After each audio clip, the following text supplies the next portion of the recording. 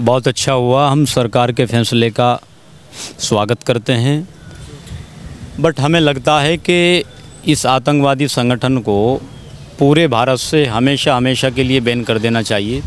हम सरकार से इसकी मांग करते हैं और आज हमने माननीय ज़िलाधिकारी महोदय सहारनपुर को ज्ञापन सौंपा है और मुझे लगता है कि जल्द से जल्द सरकार इस पर कड़ी से कड़ी कार्रवाई करेगी। महज कार्रवाई नहीं बल्कि इसको पूरे भारत से बैन करेगी।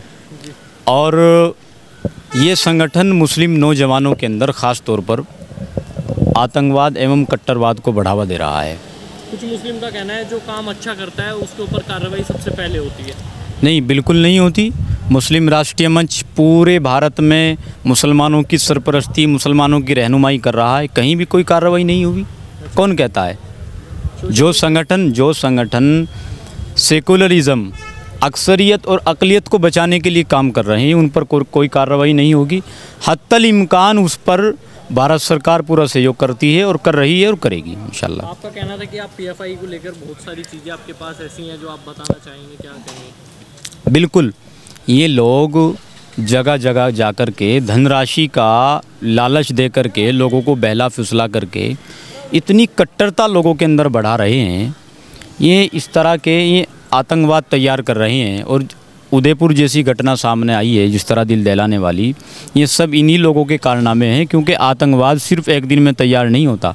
आतंकवाद को तैयार करने में बहुत वक्त लगता है, बहुत समय लगता है। तो इन सारी चीज़ों के पीछे इन लोगों का हाथ है और जो भी हो रहा है इन सब लोगों के इशारे पर हो रहा है। आप तो एक मुस्लिम हैं, आप तो इसका समर्थन करते होंगे क्योंकि तो मुस्लिमों की बात आगे रखता था हमेशा।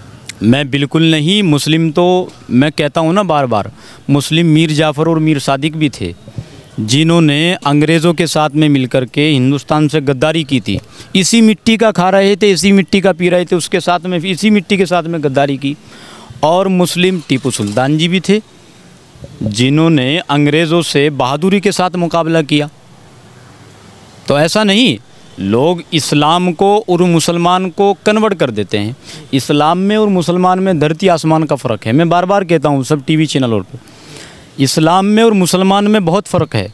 ज़रूरी नहीं कि हर मुसलमान इस्लाम को मानने वाला हो। इस्लाम तो इन चीज़ों को नहीं सिखाता। इस्लाम में तो कत्ल सबसे बड़ा जुर्म है, इस्लाम में तो दिल आज़ारी सबसे बड़ा जुर्म है, इस्लाम में तो कट्टरवादी बहुत बड़ा जुर्म है, इस्लाम में तो अद्दीन युस्र बहुत आसान है। इस्लाम में तो वमन क़त्ल अन्नास जमिया वमन अहया फ़कन्नमा अहया अन्नास जमिया, कि अगर गोया कि एक इंसान ने एक इंसान को कत्ल किया, गोया उसने पूरी इंसानियत को कत्ल किया, और गोया के एक इंसान ने एक इंसान को ज़िंदगी दी, उसने पूरी इंसानियत को ज़िंदगी। इस्लाम तो ये सिखाता है। इस्लाम तो कट्टरवाद को बढ़ावा नहीं देता।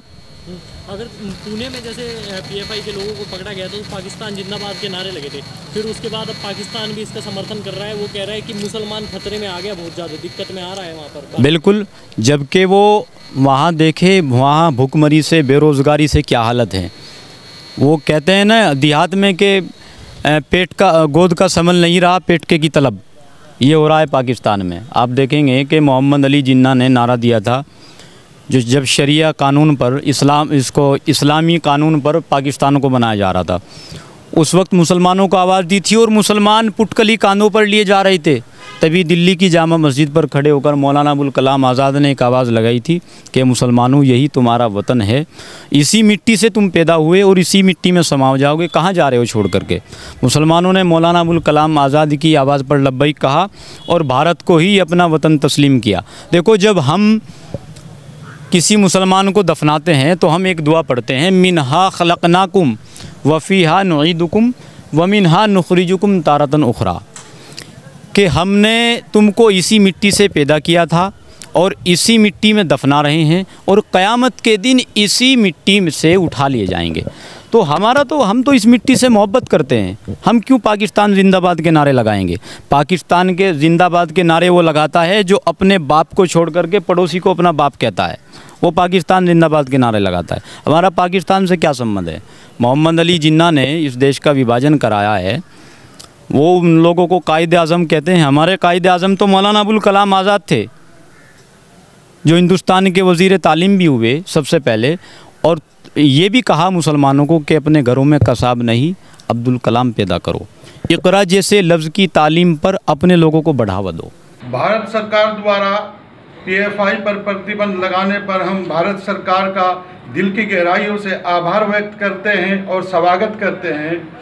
पीएफआई एक आतंकवादी संगठन है, ये सीमी से निकला हुआ संगठन है और आईएस और आईएसएस के संबंध हैं देश में नफरत फैलाना, दूसरे धर्म के संगठनों के सदस्यों की हत्या करना, लोकतंत्र को कमज़ोर करना, देश में सरकारी संपत्ति को नुकसान पहुंचाना और इसके संगठन जो थे सहयोगी संगठन उन पर भी प्रतिबंध लगा दिया गया है।